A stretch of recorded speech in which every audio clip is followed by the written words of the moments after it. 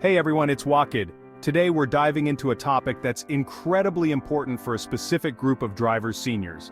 We're talking about SUVs that seniors might want to steer clear of, even if they were being given away for free. I know, free is tempting, but trust me, there are some vehicles out there that might sound appealing on the surface but end up being more trouble than they're worth. We'll be exploring a range of SUVs and uncovering the reasons why they might not be the best fit for older drivers.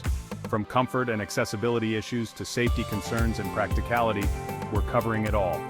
So whether you're a senior yourself or you know someone who is, stick around because this information could save you a lot of hassle and ensure a smoother, more enjoyable driving experience. First up on our list is an iconic SUV that's synonymous with adventure, the Jeep Wrangler. Now, while the Wrangler is undeniably cool and capable off-road, it presents a few challenges for seniors. Let's start with the elephant in the room, or rather, the door sill. Getting in and out of a Wrangler can feel like an Olympic sport, especially for those with knee or hip issues. That high ground clearance is great for tackling trails, but not so great for tackling everyday errands. And speaking of everyday driving, the Wrangler's rugged suspension, while fantastic for conquering boulders, translates into a pretty rough ride on paved roads. You'll feel every bump and dip, which can get tiring on longer journeys. Visibility is another area where the Wrangler falls short. Those thick pillars and small rear window can make it tough to see what's around you, especially in tight parking lots. Plus, the Wrangler's infotainment system, while functional, isn't exactly known for its user-friendliness. Seniors might find it a bit overwhelming compared to the more intuitive systems found in other SUVs. Now I know some Wrangler enthusiasts are probably thinking, but Doug, what about the soft top? That's gotta count for something, right? And sure, there's a certain charm to cruising with the top down, but for seniors, the added road noise and limited insulation might not be ideal, especially on highways or in colder weather.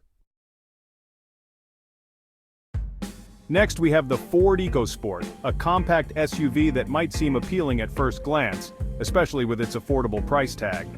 But don't let that fool you. The EcoSport has a few drawbacks that make it less than ideal for seniors. For starters, the interior is cramped, both in the front and rear seats. Seniors might find it difficult to get comfortable, especially on longer drives. And if you need to haul groceries or luggage, the EcoSport's cargo space is pretty limited. The ride quality is another area where the EcoSport falls short.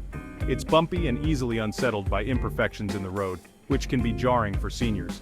And while the EcoSport's fuel economy is decent, it's not class-leading, so you won't be saving a ton of money at the pump compared to some of its competitors. In terms of technology, the EcoSport does offer some modern features, but the base model is pretty bare bones. Seniors who want features like blind spot monitoring or a larger touchscreen will have to shell out extra cash for higher trim levels. Overall, the Ford EcoSport might seem like a good deal on paper, but its cramped interior, rough ride, and limited features make it a less than ideal choice for seniors. There are plenty of other SUVs in this price range that offer more comfort, space, and value. Now let's talk about the Mitsubishi Outlander. The Outlander is a mid-size SUV that's often overlooked in a crowded segment, and honestly, for good reason. While it might seem spacious on the outside, the Outlander's interior has been criticized for its uncomfortable seating and cheap materials. Seniors, who often prioritize comfort and ergonomics, might find the Outlander's seats lacking in support, especially on long drives. And speaking of long drives, the Outlander's engine is known for being noisy and underpowered, which can make highway passing a bit of a chore. Plus, the Outlander's fuel economy isn't anything to write home about, so you'll be making more frequent trips to the gas station. In terms of technology and safety features, the Outlander does offer some modern amenities, but they're often bundled in expensive option packages. The base model in particular is pretty sparse, and while the Outlander's infotainment system has improved in recent years, it's still not as intuitive or responsive as some of its rivals. Chapter 4. Toyota CHR, more like see you later. Up next is the Toyota CHR, a subcompact SUV that tries to stand out from the crowd with its funky styling. But while the CHR might appeal to younger buyers, seniors might find its design a bit too polarizing. And more importantly, the CHR's sloping roofline and high beltline create large blind spots which can make it difficult to see out of, especially when parking or changing lanes. Speaking of visibility, the CHR's rear window is tiny, which further limits rearward visibility. This can be a major safety concern for seniors who rely on clear sightlines. And if you need to haul anything larger than a grocery bag, the CHR's cargo space is severely limited. Its sloping roofline cuts into cargo volume, and the rear seats don't fold completely flat. On the plus side, the CHR does come standard with Toyota's suite of advanced safety features, but its overall design and practicality make it a questionable choice for seniors. Chapter 5: Nissan Juke, more like Nissan Joke. Now let's talk about the Nissan Juke, a subcompact SUV that's known for its quirky styling.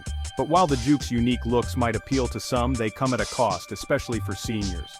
The Juke's small windows and high beltline create a claustrophobic cabin with limited visibility.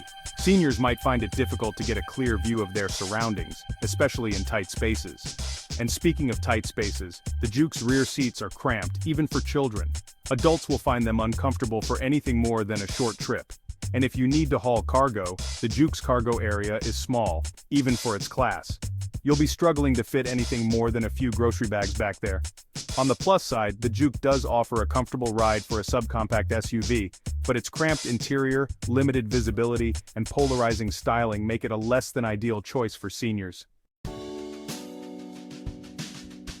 Chapter 6: Chevrolet Trax. More like Chevrolet Trax, of Tears.